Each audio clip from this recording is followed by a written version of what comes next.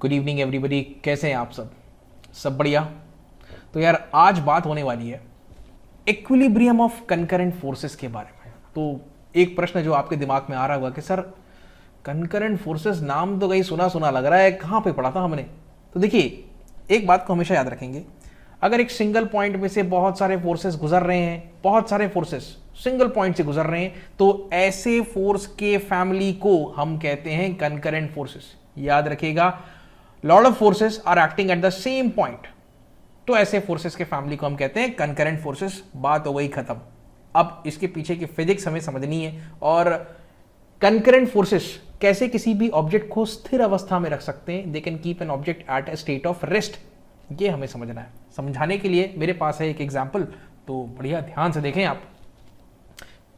एक बॉल है, यहां पे पर्पल कलर का बॉल दिख रहा है। So this is being acted upon by two forces, F1 F2। ठीक है सर। अब मैं आपसे पूछता हूं कि यार बच्चों इसका रिजल्टेंट क्या होगा, तो आप बोलोगे सर रिजल्टेंट तो यहां पे आएगा बिंदास। अगर ये दो फोर्सेस लगेंगे तो ऑब्जेक्ट ना F2 की दिशा में जाएगा ना F1, वो इस दिशा में जाएगा कहीं ना कहीं। ठीक है, यहां पे लगेगा, यही होगा आपका रिजल्टेंट, इसी को हम बोलेंगे नेट फोर्स। और अगर ऑब्जेक्ट का मास m है तो हम बोलेंगे मास इनटू एक्सेलरेशन। आप ऑब्जेक्ट का एक्सेलरेशन निकाल सकते हो बिंदास अगर आपके पास डेटाज हैं। बहुत सही, ठीक है, लेकिन टेंशन मत लो, हम लोग ऑब्जेक्ट का एक्सेलरेशन निकालने में बिल्कुल भी इंटरेस्टेड नहीं है। हम इस बात में इंटरेस्टेड है कि यार अगर मैं F1 और F2 फोर्स लगा रहा हूं तो क्या कोई तरीका है जिससे मैं इसको इक्विलिब्रियम की कंडीशन में रख सकता हूं। सोचना आप, ठीक है। चलिए इसी सेशन को आगे बढ़ाते हैं। देखो अब फोर्सेस को ऐड करने के दो तरीके हैं जो हमने अभी तक सीखा है, खासकर वेक्टर्स में। मोशन इन 2D के मेरे वीडियोस देखना, वेक्टर्स बड़े प्यार से समझाया है आपको, ओके, ABCD के जैसे समझाया है। दो तरीके हैं, उनमें से सबसे पहला तरीका है पैरेललोग्राम लॉ और दूसरा तरीका है ट्रायंगल लॉ। इन दोनों को अप्लाई करके मैं रिजल्टेंट आपको कैलकुलेट करके बताता हूं। ग्राफिकल टेक्निक्स हैं ये सारी की सारी। तो ऐसा मानो आप कि ये दोनों के दोनों फोर्सेस किसी पैरेललोग्राम के हिस्से हैं, कुछ ऐसा। इसके पैरेलल एक लाइन खींचना है यहां पर और इसके पैरेलल एक लाइन खींचो यहां पर। बन गया। आता हूं मैं रिजल्टेंट पे। अब जरा ट्रायंगल लॉ अप्लाई करते हैं। ट्रायंगल लॉ कैसे अप्लाई करते हैं, तो पहले यहां पे बनाते हैं हम F1 फोर्स। ये देखो F1 फोर्स बना लिया। अब F2 वाले फोर्स को हम उठा के लाते हैं, यहां पे रखते हैं। किसका? F1 के हेड पर। F2 के टेल को F1 के हेड पर रख लेते हैं। ये बन गया F2। बस देखिए पैरेललोग्राम लॉ में तो एक यहां पे एडजेसेंट साइड बन गया, तो इसका जो डायगोनल रहता है वो हो जाता है आपका रिजल्ट। ट्रायंगल लॉ में भाई इन दोनों को हमने जमा लिया मैग्नीट्यूड एंड डायरेक्शन में। अगर ये 3 न्यूटन का है तो इसको 3 सेंटीमीटर का बनाया, अगर ये 2 न्यूटन का है तो इसको 2 सेंटीमीटर का बनाया। कुछ इस प्रकार का लॉजिक हम लगाते हैं। तो जो तीसरा साइड होगा ट्रायंगल का, वो एक बाय डिफॉल्ट उसका रिजल्टेंट कहलाएगा। तो यहां पे रिजल्टेंट, यहां पे रिजल्टेंट और यहां पे रिजल्टेंट एक ही बार में ये रहा। समझ में आया? इतनी सी बात है। अब अगर ऑब्जेक्ट को इसी जगह पे रखना है, अगर ऑब्जेक्ट को इसी जगह पे रखना है तो मुझे इस रिजल्टेंट को काउंटर करना पड़ेगा।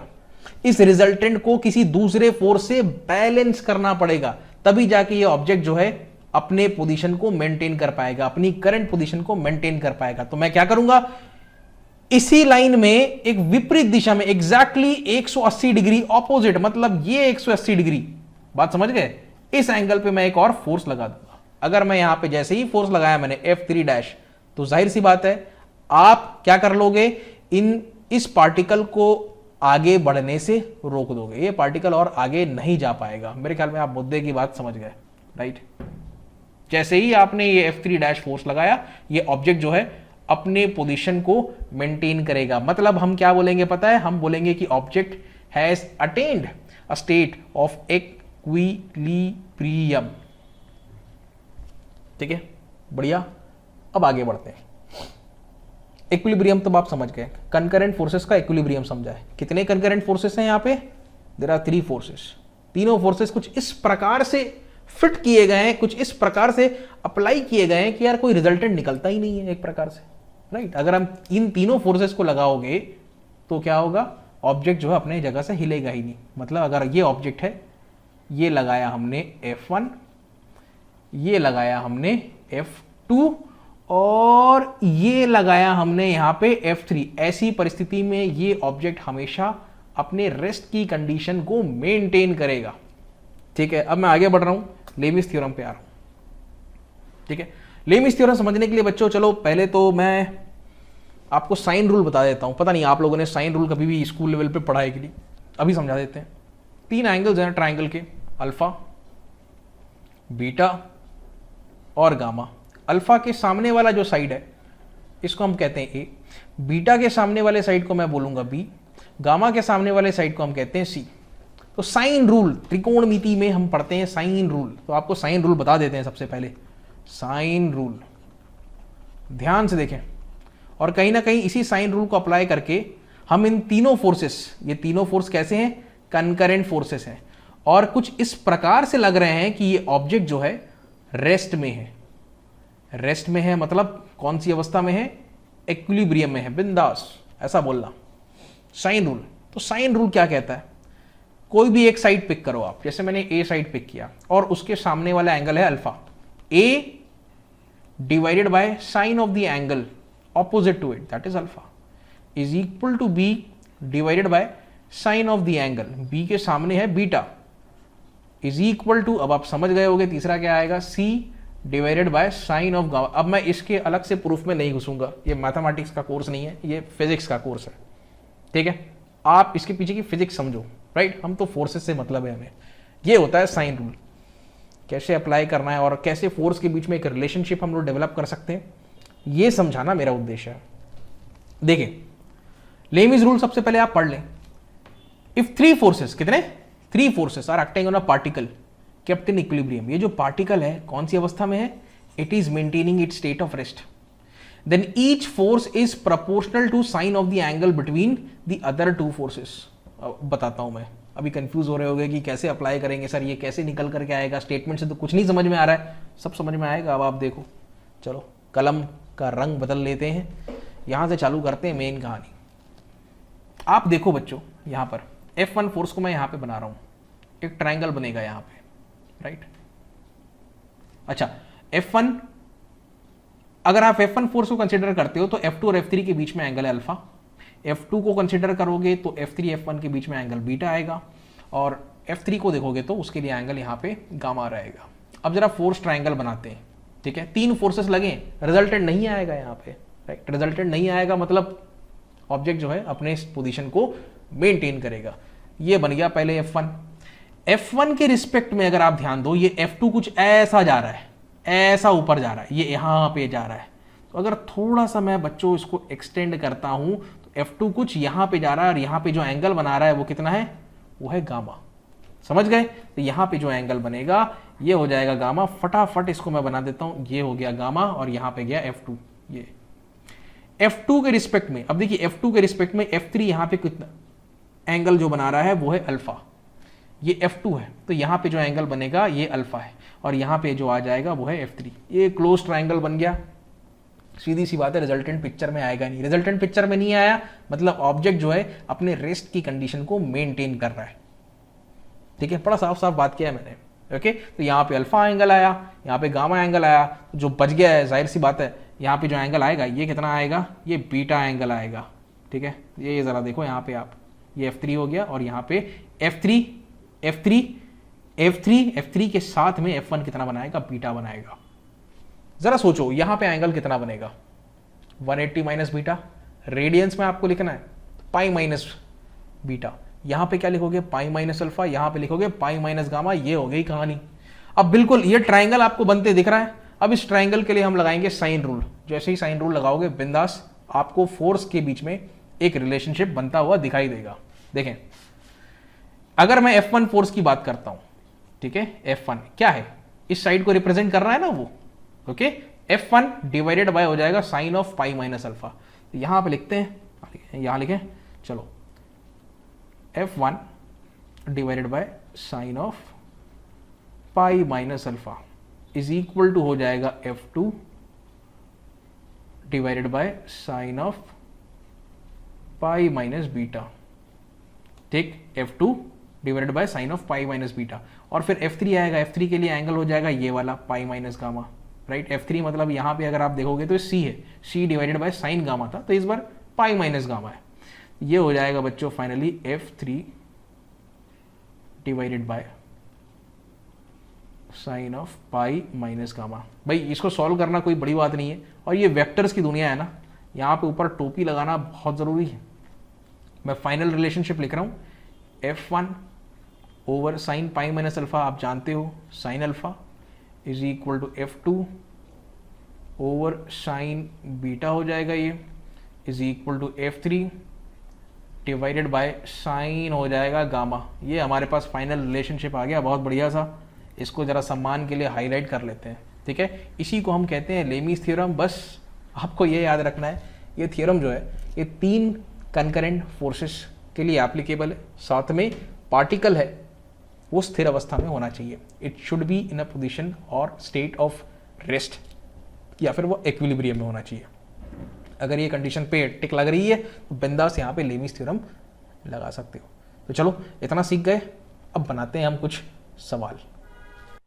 तो पहला एग्जाम्पल हम बनाते हैं। So we are talking about a mass of 6 kgs। बहुत बढ़िया। एक रस्सी से लटका हुआ है वो, और उस रस्सी की लंबाई हमें दे रखी है 2 मीटर सीलिंग से, ठीक है, ओके। अब इस बीच एक फोर्स लगाया जाता है 50 न्यूटन का। उस फोर्स को हॉरिजॉन्टल डायरेक्शन में लगाया जाता है, साथ में रस्सी के मिड पॉइंट पे फोर्स को अप्लाई किया गया है, राइट। वो पॉइंट ऑफ एप्लीकेशन है फोर्स का। इसका बड़ा ध्यान रखना है आपको, कहीं ना कहीं ये यूज आने वाला है अभी हमारे को।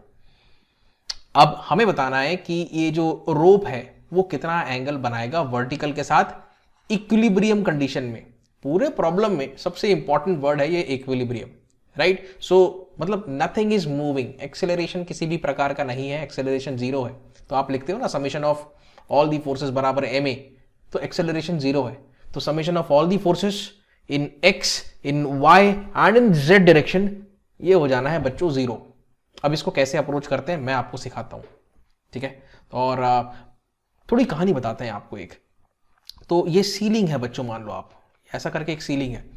उस सीलिंग में एक मास को लटकाया गया है, ये मास है 6 किलो का, और उसके बीचों बीच देखिए यहां पर एक फोर्स लगाया गया है, ये फोर्स है 50 न्यूटन्स का। तो अल्टीमेटली कुछ देर बाद ये कहानी कुछ ऐसी दिखाई नहीं देने लगती है, ठीक है। और ये जो है ये 1 मीटर ऊपर हो जाएगा, 1 मीटर नीचे हो जाएगा, क्योंकि इस पॉइंट को कहा गया है मिड पॉइंट। जो प्रश्न में दिया है वही बताएंगे, अलग से कुछ नहीं बताएंगे, ओके। तो कुछ देर बाद कहानी कुछ ऐसी दिखाई देने लगती है, और जाहिर सी बात है यहां पर ये कुछ एंगल बना लेता है वर्टिकल के साथ, और उस एंगल को हम कहते हैं थीटा। इस थीटा को हमें कैलकुलेट कर लेना है। कैसे करेंगे भाई, ये तो चैलेंज है। 2 अप्रोचेस मैं आपको सिखाऊंगा इस पर्टिकुलर क्वेश्चन में। पहला अप्रोच जो है वो क्लासिकल अप्रोच है, मतलब मैकेनिक्स लगाएंगे हम, summation of forces equals to 0 लगाएंगे। क्यों? इक्विलिब्रियम लिखा है, राइट। समझ गए आप लोग, ओके।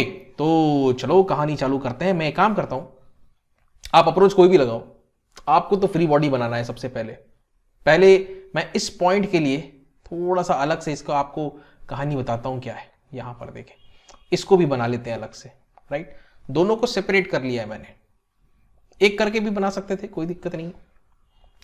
बच्चों यहां पे ये 1 मीटर है, ये भी 1 मीटर है, ठीक है। दूसरी बात, यहां पर जो फोर्सेस लगेंगे, मान लीजिए ये स्ट्रिंग का पार्ट 1 है, ऐसा कह लो, एक ही स्ट्रिंग है। इस तरफ को मैं 1 कह रहा हूं, और इस तरफ जो है इसको मैं 2 कह रहा हूं। अगर ऐसा है तो स्ट्रिंग के इस वाले पार्ट में जो टेंशन डेवलप होगा यहां पर वो T1 होगा, और यहां पर जो डेवलप होगा वो टेंशन T2 होगा। आप ऐसा कह सकते हो। तो चलो सबसे पहले तो T1 को फिट करते हैं। ये हो गया T1, ये हो गया T2। आप देख सकते हो ये जो T1 है ये कुछ एंगल बना रहा है यहां पर, ठीक है। तो देखिए कोई भी अगर फोर्स है, अगर वो जिस भी लाइन से एंगल बनाता है, मान लीजिए फोर्स F है, ये हॉरिजॉन्टल के साथ एंगल बनाया तो वहां पे आ जाता है कॉस, जो बच गया वर्टिकल वो हो जाता है साइन। सिंपल फंडे है। मान लीजिए ये फोर्स है, ये वर्टिकल के साथ एंगल बनाया थीटा, तो वर्टिकल में इस बार क्या आ जाएगा, इस बार आ जाएगा कॉस, और हॉरिजॉन्टल में आ जाएगा साइन। छोटे छोटे फंडे हैं बच्चों, इनको आप याद रखें, राइट। बड़े बारीकी से बताएंगे, पहला सवाल है, उसके बाद हम स्पीड बढ़ाएंगे, ओके। ये हो गया। अगर बात होगी इसके कंपोनेंट्स की, तो देखिए इसके 2 कंपोनेंट्स होंगे, एक यहां पर कॉस और दूसरा इस तरफ साइन। हो गया, जो होना था इस पर्टिकुलर पॉइंट के लिए वो सब हमने वर्कआउट कर लिया। मान लो ये पॉइंट का नाम है ए, ठीक है। अच्छा, इसकी बात करते हैं। तो देखिए यहां पर भी दो फोर्सेस लगेंगे, एक तो धरती उसको अपने तरफ खींचेगी, ये अगर 6 केजी का है, मास अगर 6 केजी है, ये क्या है, मास है, तो वेट कितना हो जाएगा, 6 इंटू जी हो जाएगा, मतलब 6 मल्टीप्लाइड बाय जी मतलब 10 है। क्वेश्चन में दे रखा है कि हमें जी का वैल्यू 10 लेना है, तो जी इंटू 6 इंटू 10 कर लो और ये करस्पॉन्डिंग वैल्यू आ जाएगा न्यूटन्स में, तो ये 60 न्यूटन के आसपास आएगा, राइट। तो चलिए फोर्सेस लगाते हैं और काम खत्म करते हैं। ये देखिए 6G मतलब आप जानते हो कितना हो जाएगा, 6 इंटू 10 मतलब ये हो जाएगा 60 न्यूटन्स के आसपास। ओके, दोनों के लिए मैं इक्वेशन ऑफ इक्विलिब्रियम लिखता हूं, आप ध्यान दो। सबसे पहले मैं लिखता हूं 6 केजी मास के लिए, ठीक है, और हम लोग अभी जो तरीका लगा रहे हैं वो क्लासिकल मैकेनिक्स का है। 6 केजी मास, आप इसमें ध्यान केंद्रित करो बच्चों। आप तो देखिए जो भी फोर्सेस लग रहे हैं सिर्फ वाई डायरेक्शन में लग रहे हैं, तो आप लिख सकते हो summation of all the forces in Y direction is equal to 0। जो भी लग रहा है वाई डायरेक्शन में लग रहा है, ठीक है। T2 ऊपर है, 6G नीचे है, तो जो ऊपर है उसको ले लो आप प्लस, इसको ले लो आप प्लस, जो नीचे है उसको ले लो आप माइनस। साइन कन्वेंशन फॉलो करना है। ऐसा आप अगर आप करते हैं तो T2 माइनस 6G बराबर 0 हो जाता है। तो मैं लिख लेता हूं इसको, ये हो जाएगा T2 माइनस 6G बराबर 0। इस इक्वेशन को आपको सॉल्व कर लेना है। G का वैल्यू है 10, उसको पुट करोगे 60 हो जाएगा, T2 का वैल्यू आ गया 60 न्यूटन्स। तो ये तो आपको करना ही पड़ेगा। आप भाई लॉजिक कोई भी लगाओ, लेमीज लगाओ या क्लासिकल मैकेनिक्स लगाओ, आपको ये तो करना ही पड़ेगा। दूसरा हम बात करेंगे पॉइंट ए, हम बात कर रहे हैं पॉइंट ए की। अब पॉइंट ए पर हम ध्यान केंद्रित करेंगे, इसके लिए भी हम लोग दोनों इक्वेशंस लगा सकते हैं। तो सबसे पहले मैं लगाने जाता हूं summation of all the forces in X direction is equal to 0। तो बच्चों यहां पे एक फोर्स जा रहा है राइट हैंड साइड में, दूसरा जा रहा है लेफ्ट में, ठीक है। तो आप देखो जो राइट हैंड बाय आ रहा है उसको आप लिखो प्लस में, तो 50, जो लेफ्ट में है उसको माइनस में लिखो, minus T1 sine theta equals to 0। अब आपको क्या करना है, आप सीधा बोलो कि सर T1 साइन थीटा बराबर हो जा रहा है 50। इसको हम मान लेते हैं हमारा पहला इक्वेशन। भाई हमें तो ये पता करना है कि जो रस्सी है वो वर्टिकल के साथ कितना एंगल बना रही है, this theta is suppose to be calculated. दूसरा आप कर सकते हो कि सर यहां पे लगाते हैं summation of all the forces in Y direction is equal to 0। अगर आप ऐसा करते हैं तो आपके पास दो फोर्सेस है, एक T1 cos थीटा है ऊपर की तरफ प्लस, फिर T2 है नीचे की तरफ, उसको लेना है आपको माइनस। तो T1 cos theta minus T2 बराबर 0। इसको आप अगर सॉल्व कर लोगे, थोड़ा सा सिंप्लीफाई कर लोगे, तो आपके पास आ जाएगा T1 cos theta is equal to T2। आप इसको मान लो बच्चों इक्वेशन 2। अब आप क्या करो, यहां पे साइन दिख रहा है, यहां पे कॉस दिख रहा है, बिंदास 1 डिवाइडेड बाय 2 कर लो। 1 डिवाइडेड बाय अगर 2 करोगे आप तो T1 cancel, sign by cos बन जाएगा आपका tan theta is equal to, देखिए बच्चों अब 50 डिवाइडेड बाय आ जाएगा यहां पे T2। अब T2 का वैल्यू तो हमें ऑलरेडी पता है, कितना है T2 का वैल्यू, इसको मैं अलग से ब्लॉक के अंदर एनक्लोज कर देता हूं, ये 60 न्यूटन्स है। इस वैल्यू को बच्चों आपको यहां पे प्लग इन करना है, 60 रखना है बस। तो tan थीटा बराबर आपके पास आ गया, ये tan theta is going to be equal to 50 divided by 60। आप चाहो तो एक स्टेप और आगे चले जाओ, थीटा बराबर आप सीधा लिख दो सर ये आ जाएगा tan inverse 50 by 60 and that is your final answer. तो सम्मान के साथ इसको हम हाईलाइट कर देते हैं। यही कैलकुलेट करना था कि इक्विलिब्रियम कंडीशन में रस्सी जो है, ये रस्सी जो है वर्टिकल के साथ कितना एंगल बना रहा है, तो ये बना रहा है tan इनवर्स 50 बाई 60। कैलकुलेटर में जाके बिंदास कैलकुलेशंस कर सकते हो।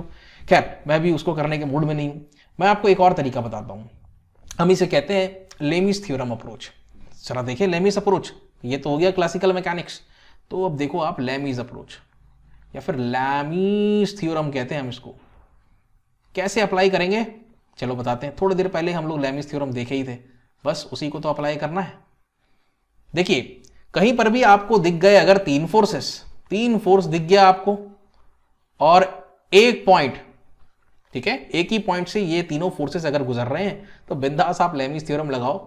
इतना सब करने का टेंशन ही खत्म हो जाएगा। एक इक्वेशन बनेगा और उसी को सॉल्व करना है आपको, थीटा का वैल्यू कैलकुलेट हो जाएगा। हो सकता है आने वाले क्वेश्चंस में हमें टेंशन्स कैलकुलेट करनी हो तो वो भी बड़े आसानी से हम कर सकते हैं, करें, ठीक है।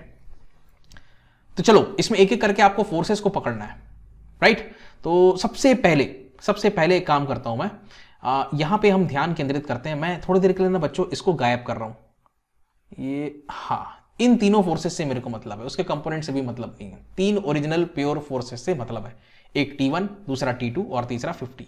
तो मैं यहां पे लिखता हूं कुछ, मैं यहां पे लिखता हूं, चलो यहां पे करते हैं इसको, T1 डिवाइडेड बाय साइन। अब यहां पे लिखना क्या है, आप देखें, आप जो फोर्स कंसिडर कर रहे हैं उसका नाम है T1। जो रिमेनिंग फोर्सेस हैं उनके बीच का एंगल आपको देखना है, तो जो रिमेनिंग फोर्सेस हैं उनका नाम है T2 और 50, और उसके बीच में एंगल है 90 डिग्री का। तो यहां पे आप बिंदास लिख लो साइन 90। अब आ जाओ आप T2 पर, T2 डिवाइड करते हैं हम। अब T1, अब अगर आपने T2 को कंसिडर किया है तो अब आपको देखना पड़ेगा कि कौन से फोर्सेस बचे हुए हैं। तो जो फोर्सेस बचे हुए हैं उनके नाम है T1 और 50, और उनके बीच में ये एंगल मेरे को दिखाई दे रहा है, ये एंगल हो जाएगा 90 प्लस थीटा का। ठीक है, तो बच्चों यहां पे आ जाएगा साइन ऑफ, यहां हो जाएगा 90, ये हो जाएगा प्लस थीटा। इतना भी कर लिया। तीसरा बारी आ गया हमारे पास किसका, इसको अब मैं फिर से मिटा देता हूं, राइट। अब हमारे पास नंबर लगने वाला है भाई, T1 T2 का तो हो गया काम तमाम। अब हम बात करेंगे 50 न्यूटन वाले फोर्स की। अगर 50 न्यूटन के फोर्स की बात करूंगा तो मैं एंगल लूंगा ये वाला। ये एंगल कितना आएगा, तो आप बोल सकते हो सर ये पूरा स्ट्रेट लाइन का 180 होता है, तो ये कितना हो जाएगा, ये हो जाएगा सर 180 माइनस थीटा। तो फोर्स हो गया 50, तो लिखते हैं 50 और डिवाइड बाय करना है हमको sine of the angle between the remaining two forces, मतलब T1 और T2 के बीच का एंगल, दैट इज 180 माइनस थीटा। बड़ा आसान है। ठीक है, तो पहला क्वेश्चन है यार, मैं बड़े फुर्सत से आपको बता रहा हूं, अच्छे से देख लो, इक्विलिब्रियम वाले क्वेश्चन हैं, बड़े आसानी से आप बना लोगे। इक्वेशन बन गया, खेल खत्म हो गया। इस इक्वेशन को आपने सॉल्व कर लेना है, और सिंप्लीफाई कर देता हूं मैं। आप अगर ध्यान दो बच्चों, इसको आप लिख सकते हो T1 by 1 is equal to T2। तो 90 की बात हो रही है, 90 में कॉस साइन कॉस में बदल जाता है, और सेकंड क्वाड्रेंट है तो वो पॉजिटिव ही रहेगा sine, is equal to 50 divided by sine 180 minus theta. Sine 180 minus theta, देखो साइन 180 माइनस थीटा मतलब सेकंड क्वाड्रेंट की बात हो रही है, 180 से जस्ट कम है, तो रहेगा तो वो साइन थीटा ही। ठीक है, 180 में चेंज नहीं होता। तो 50 डिवाइडेड बाय, हमें यहां पे क्या कर लेना है, हमें यहां पे कर लेना है साइन थीटा, बस हो गया। तो T1 by 1, T2 by cos theta, 50 by sine theta, right. अब देखिए बच्चों, मैंने आपको थोड़ी देर पहले बताया था T2 का वैल्यू तो आपको वैसे ही निकालना पड़ेगा। ये फिर से मैं इसको ऑन कर देता हूं, ठीक है, और जो मैंने जस्ट अभी ड्रॉ किया उसको मैं इरेज कर देता हूं फटाफट। ये T2 तो आपको वैसे ही कैलकुलेट करना पड़ेगा, ठीक। इसी वैल्यू को मैं यहां पे यूज करूंगा। तो देखें, इस इक्वेशन को हम लोग थोड़ा सा आगे बढ़ाते हैं कहानी, ये हो जाएगा कुछ इस प्रकार से, थोड़ा सा जगह बनाते हैं। और T2 कितना है, ये है 60, ये डिवाइड बाय हो जाएगा कॉस थीटा। आपको इसको सॉल्व करना है, आपको आंसर दिखाई दे रहा होगा, ये हो जाएगा 50, 50 डिवाइड बाय साइन थीटा। बस आप इसको सॉल्व कर लो, तो ये साइन इस तरफ गया, साइन बाय कॉस हो गया टैन थीटा। आंसर फिर से आ जाना है आपका 50 बाय 60, तो सेम आंसर आएगा।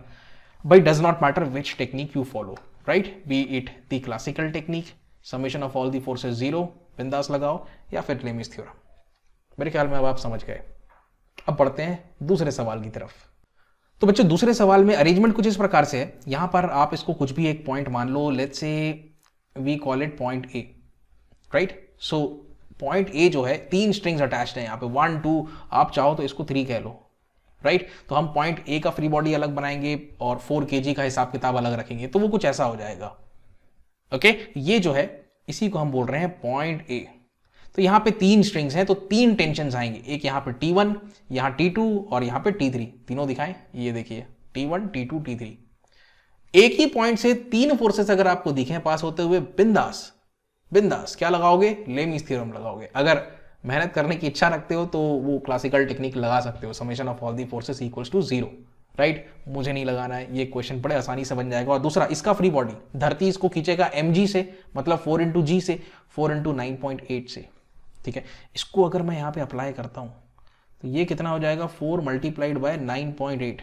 ये जो आंसर आएगा, जरा मेरे को सॉल्व करके देखना पड़ेगा। 4 इंटू 9.8 कितना हो जाएगा, 39.2, ओके, 39.2 न्यूटन्स, ठीक है, बहुत बढ़िया। आप एक काम करो, आप सबसे पहले 4 kg ब्लॉक में ध्यान केंद्रित करो, राइट। इसके लिए सिंपल आपको लगाना पड़ेगा। अब यहां तो भाई 2 फोर्सेस ही हैं, 3 होते तो मैं लेमिस लगाता, ठीक है। तो आप सीधा लगाओ summation of all the forces in Y direction equals to 0। ये भी इक्विलिब्रियम का ही केस है। तो आपका एक हो गया ऊपर की तरफ, ये T3, इसको आपको लेना है पॉजिटिव, ये नीचे की तरफ इसको लेना है नेगेटिव, तो T3 माइनस 39.2 इक्वल्स टू 0 हो जाएगा बच्चों। सबसे पहली बात आप यहां से T3 का वैल्यू निकाल लो, ये आ जाएगा 39.2 न्यूटन्स। तो ये हमारा हो गया, इसको जरा मैं ब्लॉक में एनक्लोज कर देता हूं। दूसरी अब हम बात करेंगे पॉइंट ए की। पॉइंट ए पर ध्यान केंद्रित करते हैं। पॉइंट ए के लिए हम लगाने जा रहे हैं लेमिस थ्योरम, क्योंकि हमें साफ साफ दिखाई दे रहा है यार तीन फोर्सेस हैं, तो तीन फोर्सेस हैं तो बिंदास लेमिस थ्योरम लगाओ और काम खत्म करते हैं। ये T3 का वैल्यू भाई पॉइंट ए के लिए T3 नीचे की तरफ है, लेकिन इसकी बात करूं 4 kg मास की तो T3 ऊपर की तरफ है, ठीक है। और ये T3 का वैल्यू जो कैलकुलेट हुआ है ये हो गया है 39.2 न्यूटन्स। तो बच्चों एक काम करते हैं, सबसे पहले हम पकड़ते हैं T1 वाले फोर्स को। अगर मैं T1 को पकड़ूं तो मुझे देखना पड़ेगा रिमेनिंग टू, T2 और इस T3 को, इन दोनों के बीच में एंगल कितना है। आप बोलोगे सर 90 है, तो आप देखो T1 लिखा आपने, अब आप जो दोनों फोर्सेस बचे हैं उनके बीच का एंगल है 90 डिग्री, तो साइन 90 लिख दो, ये हो गया। अब आप पकड़ो T2 को, ठीक है, T2 को पकड़ते हैं हम और इसको हटाते हैं। अगर मैं T2 पे ध्यान केंद्रित करता हूं, इस पे ध्यान केंद्रित करना है ना हमारा, तो जो बच गया है वो T1 और T3 है, उनके बीच का एंगल कुछ ऐसा है। अब ये एंगल कितना हो सकता है ये हमें सोचना है। तो देखिए बच्चों ये बड़ा आसान है, यहां पर, ठीक है, ये यहाँ पे 60 डिग्रीज है। अगर इसको थोड़ा सा मैं और एक्सटेंड करने जाऊं तो यहाँ पे तो 90 डिग्री आना है, तो जाहिर सी बात है यहाँ पर आ जाएगा 30 डिग्रीज, राइट। अगर ये 30 डिग्रीज है तो ये एंगल कितना होगा ये आप बता सकते हो।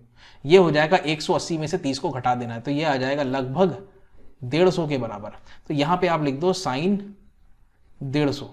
समझ में आया। T2 को आपने कंसिडर किया तो रिमेनिंग फोर्सेस है T1 और T3, दोनों के बीच का जो एंगल है वो है 150 डिग्री, तो साइन 150 हो गया। साइन 150 कैसे निकालोगे, 90 + 60 कर दो, ठीक है, साइन 90 + 60 तो cos 60 हो जाएगा। समझ में आ रहा है कुछ?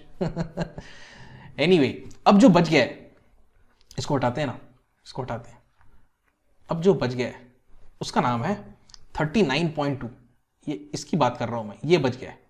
अगर इस फोर्स को मैं देखूंगा तो रिमेनिंग जो दो फोर्सेस हैं वो है T2 और T1, उनके बीच में कुछ ये एंगल है। ये एंगल कितना आएगा, 90 + 30 करोगे तो ये आ जाएगा आपका 120 डिग्री। तो ये हो जाएगा बच्चों 39.2, ये हो गया फोर्स, ठीक है, ये हो गया फोर्स। जो रिमेनिंग फोर्सेस हैं T2 और T1, दोनों के बीच में एंगल है 120, तो लिखते हैं साइन 120। अब आपको इस इक्वेशन को सॉल्व कर लेना है, मैं और सिंप्लीफाई करके दे देता हूं आपको। तो देखिए T1/sin 90 तो हो जाएगा 1, T2 डिवाइडेड बाय साइन 150। तो देखिए साइन 150 की जो वैल्यू आएगी वो आएगी लगभग 1/2 साइन 150। देखो एक और चीज बता देता हूँ यहाँ साइड में, साइन 150 है ना, ये साइन 150 को चाहो तो साइन 90 + 60 लिख लो आप। 90 + 60 90 पे तो चेंज होता है, तो ये हो जाएगा क्या आपका cos 60, ठीक है। सेकंड क्वाड्रेंट है तो साइन क्या होता है, वो पॉजिटिव रहता है।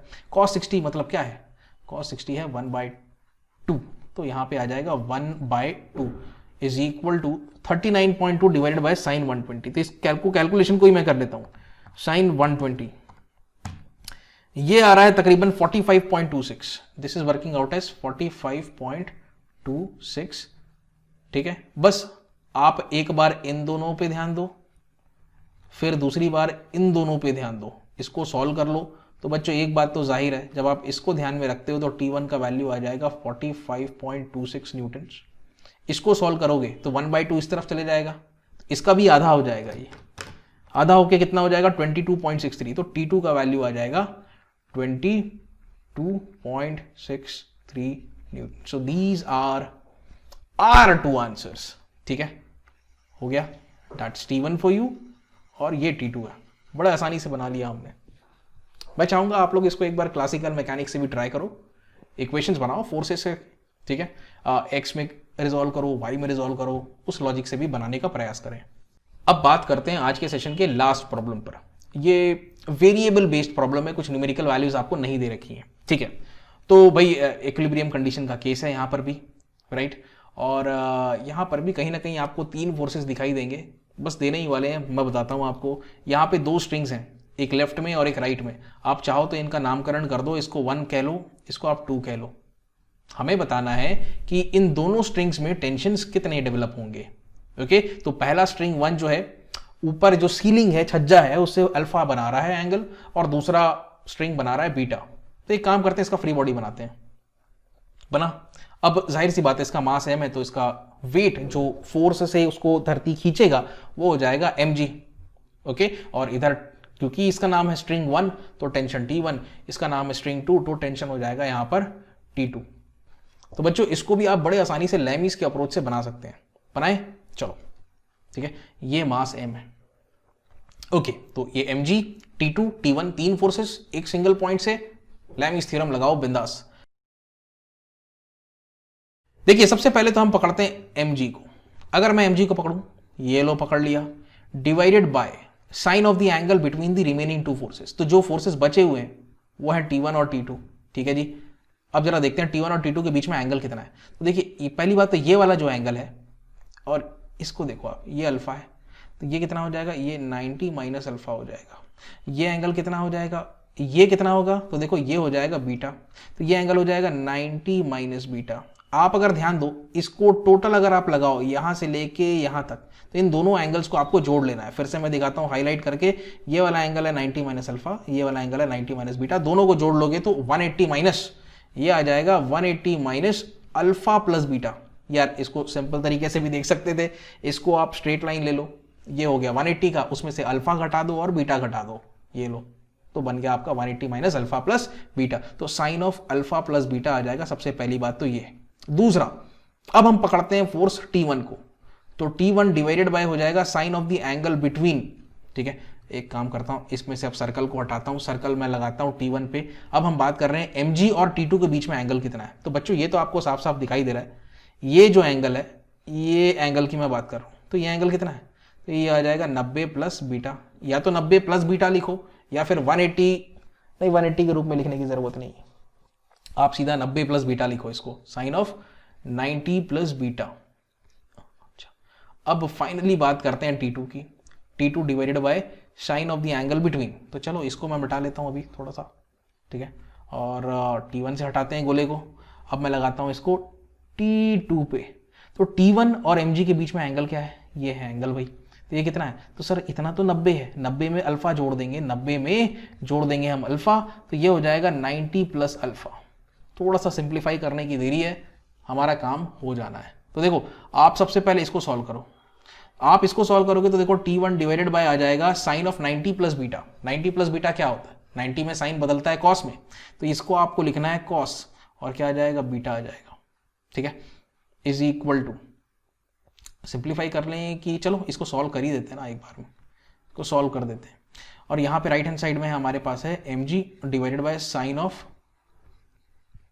Alpha plus beta. ठीक है, तो बच्चों आपको T1 कैलकुलेट करना है, तो T1 बराबर आ गया, कॉस बीटा को उस तरफ भेज दो, ये हो जाएगा mg cos beta divided by sine of alpha plus beta. ये हो गया सॉल्व। अब देखो आप, हम अब लगाएंगे इसको इसके साथ। ठीक है, तो देखो T2 divided by cos alpha आ जाएगा, राइट। तो इसको भी यहीं पे साइड में कर देते हैं फटाफट, T2 डिवाइडेड बाय ये हो जाएगा कॉस अल्फा, और यहाँ पे तो same again mg divided by sine of alpha plus beta. बहुत बढ़िया, इसको सॉल्व कर लो। T2 बराबर कितना आ गया, इस बार आ गया T2 के साथ आएगा mg cos alpha divided by sine of alpha plus beta. ये दो आंसर्स आ गए। आप चाहो, अगेन फिर से मैं बोल रहा हूं, क्लासिकल मैकेनिक्स से भी निकाल सकते हो। Summation of all the forces in Y direction X direction equal to 0 करो, दोनों इक्वेशंस को सॉल्व करो, you are going to end up with this result. बस यही आना है। ठीक है, बड़ी सरलता से, बड़े आसानी से मैंने दोनों चीजों को आपको समझा दिया है, राइट। तो बच्चों आज के लिए बस इतना ही, अगले वीडियो में कुछ नए कॉन्सेप्ट के साथ मिलेंगे, तब तक के लिए take care and have a nice day.